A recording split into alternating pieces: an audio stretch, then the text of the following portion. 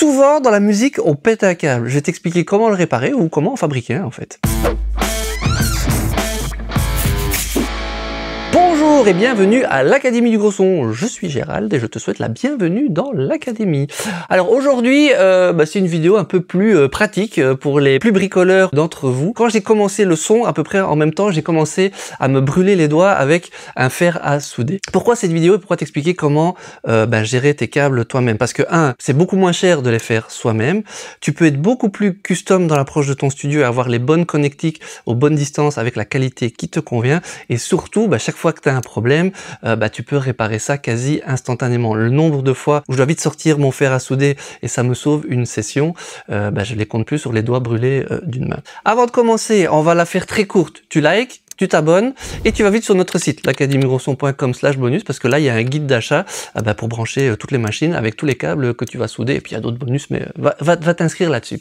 Alors comment on fait tout ça? Alors d'abord la première chose à savoir c'est qu'il y a différents types de câbles. Alors si je fais très vite, il y a les XLR et les jacks qui peuvent être TRS ou TS. C'est principalement ça qu'on va s'amuser à souder dans notre tuto aujourd'hui. Il est à noter que les XLR ont 3 points de connexion. En français on dit la masse, le point chaud et le point froid. Dans un câble TS, c'est type sleeve, qui est équivalent à la masse et au point chaud, et un TRS, c'est type ring sleeve. Donc c'est juste pour savoir que dans un câble, il y a 3 ou 2 points de connexion, et forcément quand on va les souder, il faudra souder soit 3 parties ou 2 parties de chaque côté du câble. Alors qu'est-ce qu'on a besoin comme matos? Alors soit on va de la panoplie complète du full bricoleur équipé, ou on se débrouille un peu par soi-même. Mais en gros, en principe, il nous faudra quand même quelque chose genre déjà une pince coupante pour couper le câble là où on a besoin. On aura besoin de pouvoir dénuder le câble. Alors soit on a une chouette pince à dénuder qui permet de régler précisément à la taille des différentes parties à dénuder pour faire ça proprement, mais on peut faire comme moi au début, moi je me débrouille avec un cutter. Alors là, faut faire très attention parce que très vite, on a tendance à un peu abîmer les brins de cuivre qui sont dans le câble. Ou on peut y aller aussi au briquet. Ça, c'est une technique que maîtrise André à la perfection. Forcément, on aura besoin d'un fer à souder. Alors soit un simple fer qu'on branche directement sur le 220, ou alors une petite station qui permet de régler la température et d'être un petit peu plus polyvalent par rapport à ce qu'on veut faire. On aura besoin forcément de soudure. Ça, c'est inévitable pour souder. Ça va de soi. Ce qui peut être pratique aussi, une petite éponge qu'on peut humidifier pour nettoyer la pointe, qui est souvent prévue si vous avez une petite station à souder. C'est des choses qui coûtent pas très cher, très franchement. Je pense que toute personne qui a un studio et qui aime bien un peu chipoter, c'est très simple à faire. Tout le monde devrait avoir ce genre de matos en plus de sa carte son et de tout le reste. C'est bien aussi d'avoir éventuellement, quand on veut réparer, quelque chose qui permet de dessouder. En fait, c'est une pompe à dessouder ou n'importe quel système. Personnellement, j'en utilise très peu parce que c'est assez facile. En général, sur des connectiques, on n'est pas sur de l'électronique ultra poussée. En général, c'est un peu petit, mais on a toujours un peu d'espace de travail, mais ça peut être cool quand même d'avoir ce genre d'accessoires qui coûtent pas très cher. Et éventuellement, luxe du luxe, un petit système avec des petites pinces, des petits bras articulés qui permettent éventuellement de tenir les connectiques si on n'a pas envie de commencer à jongler avec les 10 doigts de la main pour commencer à faire des trucs un peu contorsionnistes comme ça pour arriver à souder le truc. Ça peut être pratique. Ça fait le tour du kit, mais on peut vraiment avec un simple fer à souder, un cutter, commencer à se débrouiller. C'est franchement pas confort pour faire du travail propre. L'idéal, c'est quand même d'avoir quelques accessoires et c'est franchement assez abordable. On interrompt le programme d'aujourd'hui pour 2 secondes. Savais-tu que... On a un lien affilié chez Thomann. Thomann est un vendeur en ligne de tout ce qui est qui touche à la musique, donc forcément tout ce qui est matériel, mais même des instruments et tout ça. Si tu achètes chez eux et que tu passes par notre lien, en fait ça ne te coûte rien du tout et nous on touche un petit quelque chose. Donc ça veut dire que chaque fois que tu fais un achat, tu cliques sur le lien qui est dans la description et puis tu peux aider ta chaîne que tu adores tant. Sur ce, retour à la vidéo d'aujourd'hui. Alors, pratiquement, comment ça se passe? On va d'abord prendre la connectique. Il y a une partie, forcément, alors ça m'arrivait tout le temps, qui doit aller, tout ce qui est bouchon, système de fermeture, doit d'abord aller sur le câble avant qu'on commence à travailler dessus, parce que sinon, on a fini de souder son câble, on se rend compte qu'on n'a pas le bouchon, et on peut dessouder et recommencer si on a déjà soudé quelque chose de l'autre côté. Donc, on met le capuchon, la partie qui vient se visser sur la connectique, sur le câble. À partir de là, on va pouvoir dénuder le câble pour libérer les 2 ou 3 fils qu'on va avoir besoin d'aller souder en fonction du type de connectique. En général, dans tous ces câbles, il y a un petit système en plastique qui vient serrer le câble quand on revisse le capuchon. Donc il faut dénuder suffisamment pour pouvoir atteindre les connectiques, mais pas trop évidemment pour pas aller dépasser ce capuchon. Il faut que ça reste dans la connectique et que ça vienne serrer. Donc j'essaye de positionner le bout par rapport à la connectique et je vois jusqu'où ça doit aller pour trouver l'endroit où je dois dénuder la première partie, la première gaine du câble. Du coup, on libère ce dont on a besoin pour travailler. Donc soit on va avoir une masse et un autre petit câble à l'intérieur avec une petite gaine, ou deux en fonction du fait qu'on soit sur quelque chose de symétrique, asymétrique, qu'on soit sur de l'XLR, du TRS et ainsi de suite.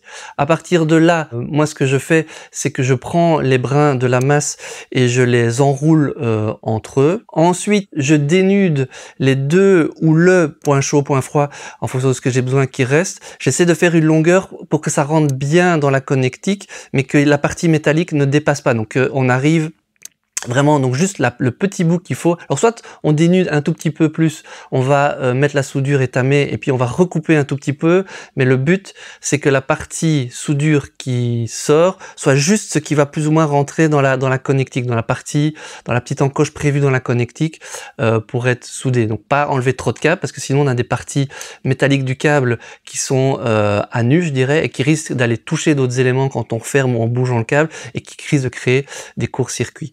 Donc là, j'ai mes 2 ou 3 bouts, c'est le moment de ce qu'on appelle étamer en fait. Je mets un tout petit peu de soudure sur mon fer à souder pour créer le contact, et puis je vais commencer à chauffer les brins métalliques des câbles, mettre la soudure en contact, ce qui va faire qu'il va y avoir un transfert, la soudure va fondre et aller se mettre sur le câble, et là on a un câble qui a la partie recouverte de soudure, il est étamé comme on dit. Alors du côté de la connectique, on fait la même chose, on va étamer, c'est-à-dire qu'on va chauffer la partie, on va venir souder nos petits câbles en métal. Donc on chauffe un petit peu, on pose contre la partie métallique le fer à souder, on met de la soudure dans la partie de la connectique, et la soudure va fondre dedans et va s'installer et va être étamé, être prêt pour la soudure. Attention, dans tous les cas, il faut le faire assez vite. Idéalement, il faut avoir un fer à la bonne température. C'est là où la station, en général, permet de trouver la bonne température qui correspond à sa soudure. Mais l'idée, c'est de faire assez vite parce que si on commence à chauffer longtemps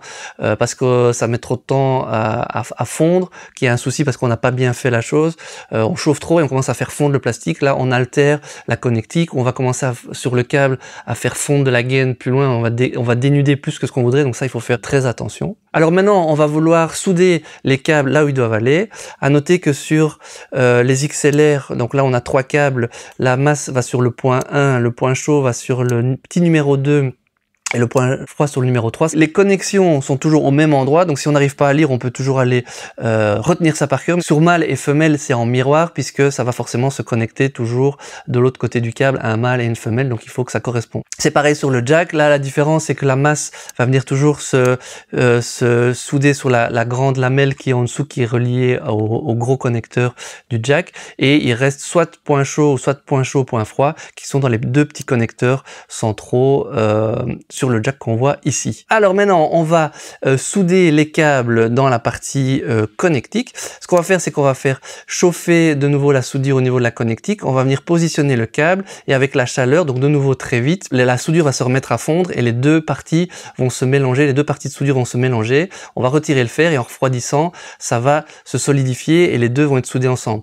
Faire très attention de pas bouger le câble ou de bien attendre que la soudure est bien reprise à fond, sinon on risque d'avoir une soudure à froid, donc qui a à peine collé, et en fait il n'y a pas un vrai contact. Autre petit truc que moi je fais en tout cas en général, c'est que j'essaye toujours que la masse soit un tout petit peu plus courte, déjà au niveau du jack parce que physiquement ça correspond plus, et sur l'XLR aussi je raccourcis un tout petit peu la masse, comme ça si jamais on tire mal sur le câble et que la traction se fait sur l'ensemble des câbles, la masse étant plus grosse et plus costaud, elle résistera mieux que les 2 petits points chauds et points froids des XLR qui eux directement risquent de s'arracher tout de suite. Voilà, ça c'est comment moi je fais, c'est un petit truc extra. Donc là notre câble est fini, et si on a fait ça proprement et que ça n'a pas bavé de partout, qu'on n'a pas fait des faux contacts, des contacts entre les différents connecteurs, il devrait fonctionner. Donc c'est le moment de le tester. Alors évidemment le plus simple, c'est si on a fait un câble micro, c'est de brancher un micro, de le brancher à la carte son et oh magie, ça fonctionne.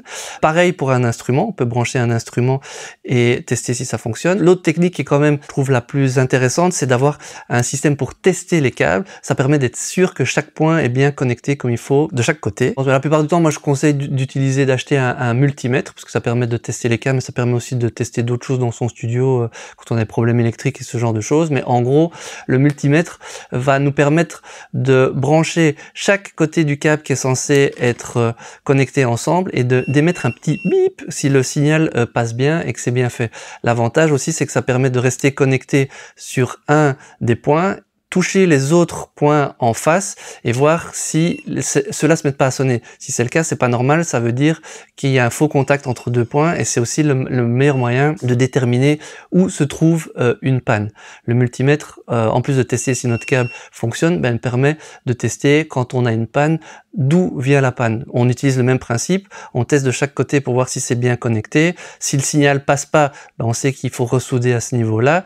Si le signal passe, mais qu'il touche, il passe aussi sur d'autres points de connexion, c'est qu'on a un faux contact. Et si le signal passe pas et que tout est bien soudé, c'est que c'est cassé quelque part dans le câble. Et là, c'est plus compliqué, évidemment, il faut aller localiser où dans le câble, ou alors il faut récupérer les connecteurs et racheter un bout de câble. Il existe aussi des testeurs de câbles qui permettent directement brancher les câbles dedans et qui teste à votre place les différents points de connexion pour voir si tout est bien connecté ou s'il y a des faux contacts. Et donc forcément on utilise la même technique de test quand on a testé le câble, on utilise la même chose quand on a une panne. Si à un moment on n'a plus de son, plutôt que de commencer à essayer de trouver un autre câble et puis peut-être que ce câble là déconne aussi, le plus simple c'est d'utiliser exactement la même technique pour tester les différents points et de la même façon voir si tout est toujours bien connecté et s'il n'y a pas de faux contacts. Donc la plupart du temps, dans ce cas précis, c'est souvent une soudure qui est un peu fatiguée, c'est souvent une seule connexion qui a un souci, donc il faut juste trouver de quel côté, sur quel point exactement. À partir du moment où on l'a trouvé, souvent ça se voit même visuellement en fait, à partir du moment où on l'a trouvé, il faut juste nettoyer tout ça, donc défaire la soudure, refaire ça bien proprement, ressouder le bout de câble. Voilà, quand c'est un faux contact, il faut juste voir exactement d'où il vient. Parfois c'est juste un petit brin qui s'est défait si on n'a pas bien fait ça comme il faut, comme j'expliquais au début, parce qu'au début il faut prendre un peu le coup de main, ça peut arriver qu'il y ait un petit brin qui traîne et qui, pour finir avec le temps, vienne toucher un autre. Mais là il faut le voir visuellement et peut-être qu'il faut recouper un bout de câble et recommencer ça proprement et s'assurer que à chaque fois voilà, les points doivent être bien connectés à chaque point et qu'ils soient pas connectés entre eux. Avec ça, maintenant, tu vas faire comme moi, hein, tu vas pouvoir construire un gros studio et passer, comme moi la dernière fois, une dizaine de jours à souder. L'idée, c'est quand même de pouvoir faire des choses custom. Moi, je conçois pas de ne pas pouvoir souder parce que ça me permet, en fonction de comment je réfléchis à mon studio, de faire passer des câbles où je veux. Parfois, ils sont un peu trop gros avec la connectique, donc je fais d'abord passer le câble et puis je soude ce dont j'ai besoin à la longueur qu'il me faut et avec la qualité de mon choix. Si j'ai vraiment, c'est des zones très importantes, je peux prendre du bon câble, et le souder, c'est beaucoup moins cher, c'est beaucoup plus polyvalent. Et puis comme ça, comme j'ai tout fait moi-même, le jour où il y a un problème, j'ai tout le schéma de mon studio en tête. En tout cas, j'ai pris des notes quand c'est un peu plus complexe et je sais où aller regarder, trouver directement le problème. Fini de se tracasser et de se dire ah zut, je suis coincé, je vais devoir attendre la livraison du prochain câble pour pouvoir tester, voir si ça fonctionne, et si c'est pas ça, encore perdre du temps. Et en plus, dans certains cas de figure, le fait de pouvoir faire ces câbles, ça nous laisse plus de choix sur ce qu'on veut, parce que parfois les fabricants proposent pas tous les types de connexions, dans toutes les qualités qu'on veut, dans toutes les dimensions qu'on veut, dans toutes les couleurs qu'on veut. Donc ça me paraît un indispensable et je te conseille donc d'aller acheter un fer à souder. Comme ça, on n'en a pas vraiment l'impression et pourtant ça va t'aider à faire de la musique.